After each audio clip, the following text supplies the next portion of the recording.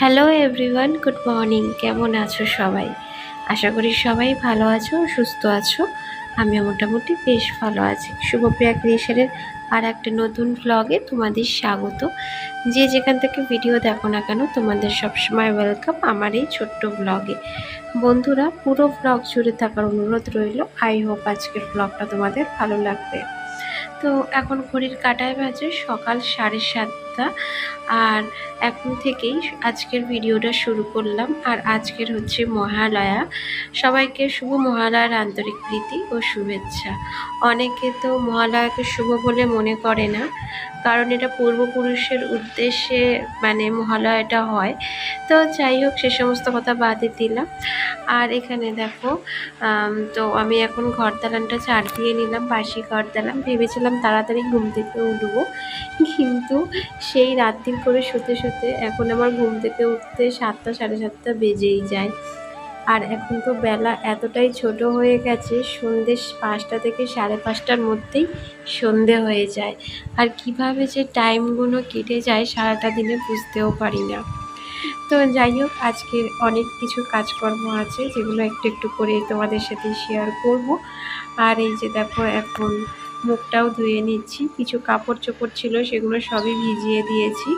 আর একটা মশারিও ছিল ঘরে, তো সেটাকেও ভিজিয়ে দিয়েছি, কারণ আজকে মশারিটা কেচে দেব। ভেবেছিলাম যে পর্দাগুলো কাচবো, কিন্তু ভাবলাম যে একসাথে এত কাজ আমি করতে পারবো না, কারণ আমি অলরেডি অসুস্থ। অসুস্থ বলতে আমার ভীষণ পরিমাণে ঠান্ডা লেগে রয়েছে, কিন্তু ঘরের কাজগুলো আবার না করলেই নয়। আর আজকের হচ্ছে রবিবার, ছুটির দিন, ছেলেরও স্কুল ছুটি, তাই জন্য একটু ধীরে সুস্থে কাজগুলো করব। তো বন্ধুরা, সঙ্গে থাকো। আই হোপ আজকের ব্লগটা তোমাদের ভালো লাগবে।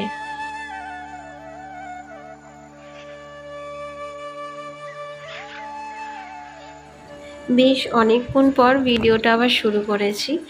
তো ও বাজারে গেছিলো, তো মাছ এনেছে। এই যে দেখো, মাছগুলোকে এখন ধুয়ে নিচ্ছি। এটা হচ্ছে রুই মাছ, একটু বড় সাইজেরই রুই মাছ। এখন ও মাছ ছাড়া একদমই ভাত খেতে পারে না, আমিও সেম একই রকম। মাছ ছাড়া একদমই ভাত খাওয়া যায় না, আর ছেলেও ঠিক সেম একই রকমই হয়েছে।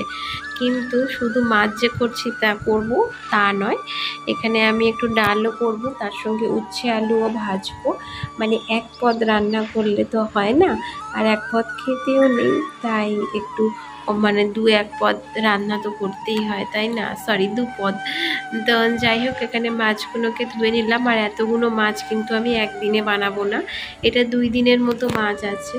আর আজকে যেহেতু রবিবার, তাই না ও একটু বেশি করে মাছ এনে রেখে দিয়েছে, যাতে পরের দিনও হয়ে যায়। পরের দিন বলতে সোমবার, কিন্তু সোমবার আমার নিরামিষ, খেতে খেতে সেই মঙ্গলবার।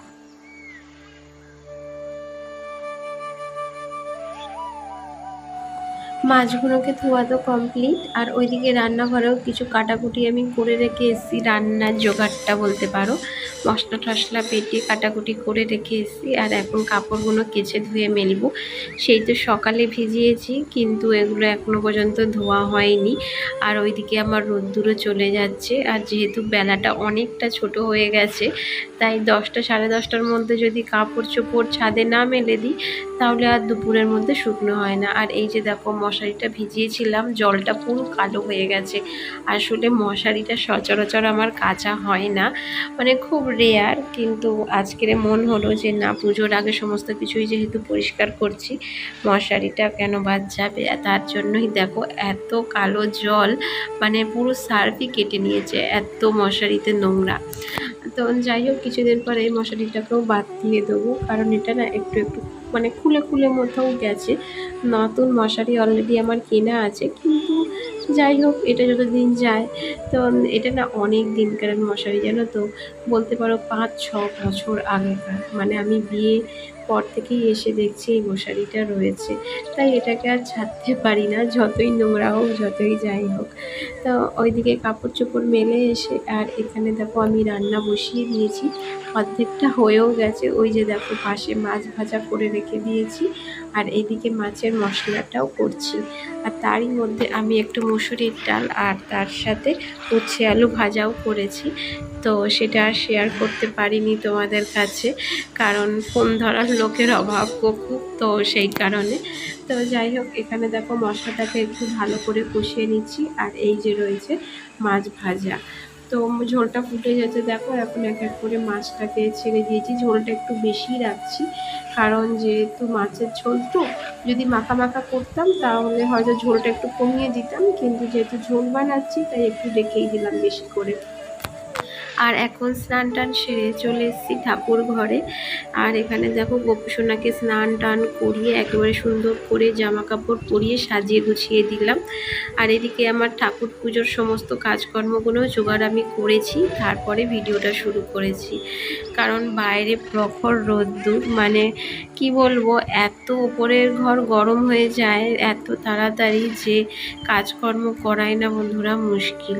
আর এই ঠান্ডা গরমেই আমার শরীর যেন আরও অসুস্থ হয়ে যাচ্ছে। মানে ধরো এই অতিরিক্ত গরম, আবার একটু বৃষ্টি হচ্ছে, ঠান্ডা ওয়েদার, মানে কি বলবো, সিজন চেঞ্জ হলে যেটা হয়। আর এটা শুধু আমার না, এটা আমার বাড়িতে সবার লেগেই রয়েছে। তো যাই হোক, গল্প করতে করতে দেখো আমার ঠাকুর পুজো দেওয়াটাও কমপ্লিট হয়ে গেল।